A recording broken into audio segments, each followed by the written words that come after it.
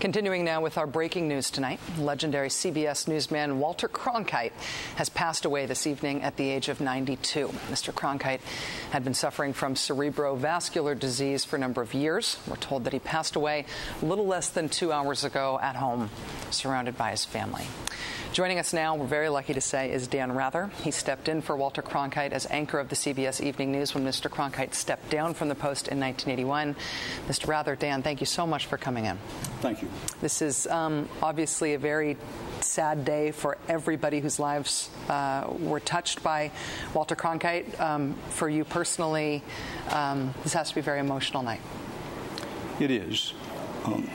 First and foremost because of the Cronkite family, that his son and daughter, who I was privileged to know for a very long time, I haven't seen them lately, but to say the least, I'm saddened to hear about Walter's passing, and that I should keep thinking about his family, how proud he was of his son and his daughter, his wife Betsy, whom Brian Williams mentioned earlier. He called her the vice president of keeping Walter on an even keel. I would say she was the president and CEO, not just of the Walter Cronkite fan club, but she had been a newspaper woman herself. And as you know, Rachel, being on television, and particularly being a supernova star such as Walter Cronkite was in news, it's an egocentric, narcissistic business. But you rarely, if ever, saw that in Walter Cronkite. And one reason was his wife, Betsy. And I've seen her giving him a nudge in the rib and saying, "Hey, come on, big guy," that sort of thing. And she really kept him on an even keel, but that's take nothing away from himself. It's very easy to forget. And I'm recognizing that a lot of people in the audience never saw Walter Cronkite or were not a memory age. But he was the proverbial household name. It's an overworked phrase. He was a living legend, and his legend will outlive him by far. That with all that, he was, again, down home, doesn't quite say it, but he was regular, Walter. I think the audience recognized that. They recognized that he was trying to be as honest, as truthful, as integrity-filled as he possibly could. There was another side to him. He loved race cars. He raced cars when he was a younger man, loved sailing, was an excellent sailor, and really did sail pretty good-sized sailboats for a long while. But one of the things that I haven't paid attention to much, I'm sure it will be as time goes along, is that Walter Cronkite was a very brave and very good combat correspondent in World War II. For example, when they sent gliders into France, a disastrous plan by the military, Walter Cronkite was on one of those gliders that roughly corresponded with D-Day. And then he came out of his newspaper and wire service experience in World War II and became a pioneer in what was then new thing of television. And in so doing, he defined the craft of television anchor. He was an extremely strong ad-libber, which is to say that he knew how to talk without a script. When he first started, I don't think there was any teleprompter. And he could talk about a political convention or a space shot or the Korean War, which is how he got his big television break. He was working at WTOP in Washington, and he stood up in front of a map and talked about the Korean battlefield. And from that's why CBS hired him. But a very strong ad-libber. Other things to say about him, that as a television news anchor, without question, he set the standard. He set that standard by expanding the public's understanding and connection to big stories. Before Walter Cronkite, I don't think there was anybody on television who could do that. Huntley Brinkley, the combination for NBC, came as close as anyone. But Walter, as a sole anchor, as opposed to Huntley Brinkley, a dual anchor, he connected. Walter had that ability, what we call in television, he had the ability to get through the glass, which is to say he could connect with people in the living room. I think the biggest thing about him is he loved reporting. and presenting the news. He had a passion for it. And I think the audience recognized that he really cared about it, deeply cared about it, and had a passion for it.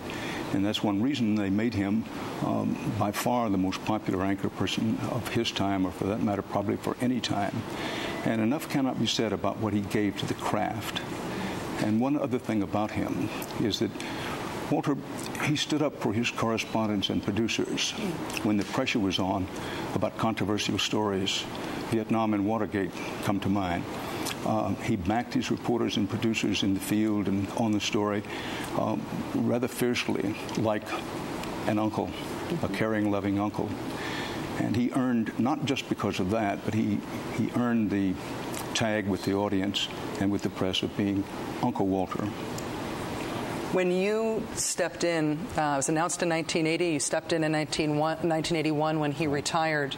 And what you were stepping into was not only a position that, as you say, had been held by a man who was quite truly a household name, even more than that, if there's a dumb metaphor that gets bigger than that, but also somebody who wielded incredible power and has to have been aware of that his take on things, however objectively put, did define mainstream public opinion. He not only had access to anybody in the country to whom that he wanted access to, but his direct communication with the movers and shakers of the country and the world was something that he has to have been aware of, and that must have defined that role for you stepping into it in 1981 in a way that must have sort of almost felt awesome, just because it was such a powerful position. Is that what it felt like at the time?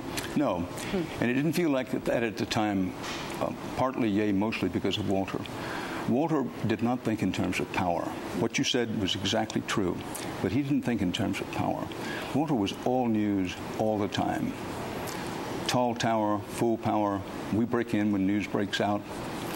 We want to go for the big story, franchise it. That's what was in his head, not the power that he wielded. And much is made, and I think it should be made, of his famous and rightly so broadcast from Vietnam, when he went to Vietnam to see for himself the war. And he delivered, as Brian Williams earlier described it, pretty much saying, these are my words, not his, but at best the war is a stalemate, and it probably is unwinnable.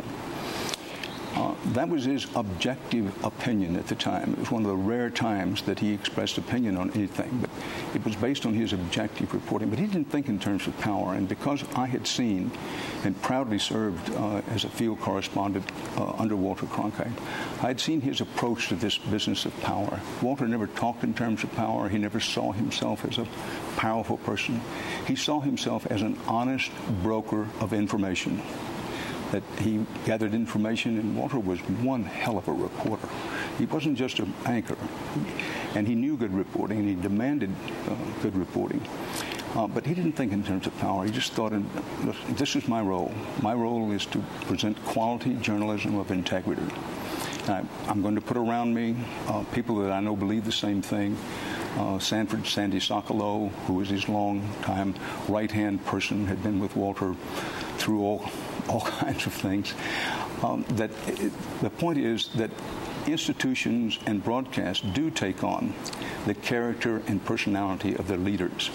And the CBS News of that era, the Cronkite era, which stretched roughly from the late 1950s, he came to the anchor chair in what I think 1962, perhaps 63, all the way up to 1981.